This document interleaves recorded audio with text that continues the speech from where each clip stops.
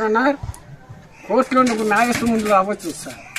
దృష్టిలో మీరు ఠాగూర్ గారు నేరం చేయని మట్రకేసు మీ దృష్టిలో నేరేడు సార్. ఈ దృష్టిలో ఉంటూ ఉండదు సార్ సుబ్బారావు నాయుడు గారు.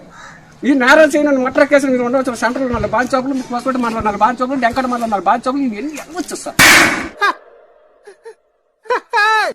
అది సార్ నాకు గుండె రెగిలిపోతాను.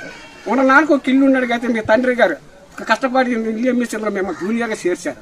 ఆ తండ్రి ఉండడానికి కూతురు పిలిచి చేసుకున్న కూలిపోయి చనిపోయాడు మీ తండ్రి.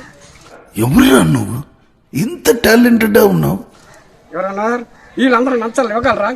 ఎవరి మటుకు వాళ్ళు డాక్టర్లు, లాయర్లు, పోలీసులు, గోండాలు ఎవరి మటుకు వాళ్ళు దోచి తినేస్తారు సార్. వీళ్ళందరూ లంచం ఇవ్వగలరా సార్?